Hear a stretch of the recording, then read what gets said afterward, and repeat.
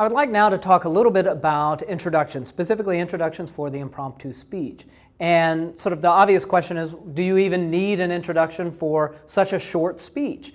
And the answer is, well, maybe, maybe not. But really what I want to work on here is helping you develop a type of muscle memory, a type of an automatic response to always give orientations to those audiences as a way of being clear for that audience.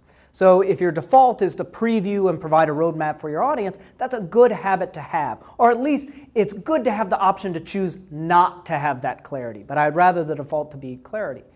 But as we think about introductions and conclusions, I don't think necessarily about what the content is of the introduction or the conclusion. I typically think more in terms of function. So what does an introduction need to accomplish? Well, it should let the audience know that you've started. I mean, that's pretty important. But it also should provide a type of orientation, letting the audience know what you're going to be talking about during the time that you have with them. So you could think of the introduction of your speech as sort of the curtain coming up on that presentation, on that performance. So you want to make sure that you've got a good opening, that that curtain is coming up seamlessly, nicely. So one thing to imagine is don't immediately begin. Take some time before you start the speech. Allow for a pregnant pause maybe to draw attention. You do kind of want to be able to have an opening as opposed to some sort of seamless transition from the last person who was talking. I used to coach with someone, and he had been a Presbyterian minister. And when he really did good talks, he would, at the beginning, he would start off, and then he would begin. But that warm-up, that was doing something. It was drawing attention. But he had this routine, one that, by the way, I've totally stolen. I'm happy to plagiarize gestures. He would do this, and now I don't quite get into it as much as he does, but at the beginning of a class or a speech, I usually will kind of have some type of pregnant pause there at the beginning to draw attention. But once we've sort of started those words, I want the audience to know where we're going. So I want to have a clear opening, but then I want to move from that opening to orientation, helping the audience know how we're going to be spending our time. So for the impromptus, I think in this orientation, two things are particularly important. First off, state the thesis. That is ostensibly the most important line in your speech, so it deserves some attention. In terms of how you're performing it, you probably put a brief pause before that thesis sentence and after that thesis sentence, really trying to set it apart from the rest of what you're saying. After you've stated that thesis statement, I think the other sort of key thing that's happening in that orientation is you're previewing your main points. We'll return to this throughout the other speeches, but giving the audience a roadmap is beneficial, quite beneficial.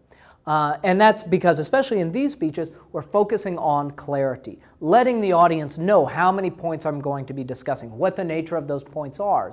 It helps clarify what we're going to be doing in that speech.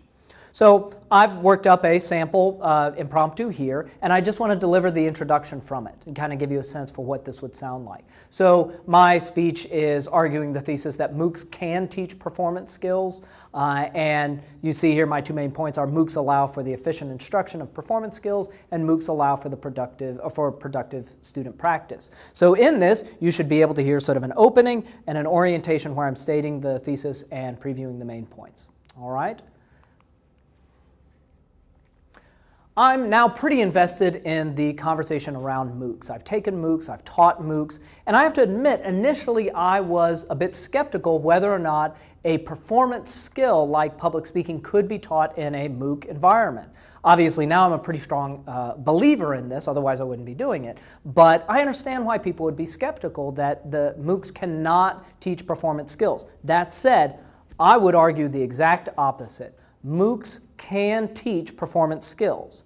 And I think there's a lot of ways that we could talk through this. There are two things that I really want to focus on. First, I think MOOCs allow for efficient instruction of performance skills. That's pretty important. But beyond that, MOOCs are allowing for productive student practice.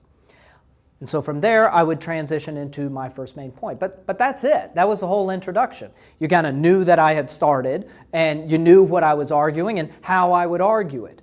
When we get into other speeches where introductions are maybe more elaborate affairs, we'll tend to that. But for the impromptu, I really want to strip down that introduction to its key functions, opening and orientation. So now what I'd like you to do is go ahead and you try. Take that prep speech, if you have one, and just wherever you are right now, perform a very short introduction for your impromptu speech.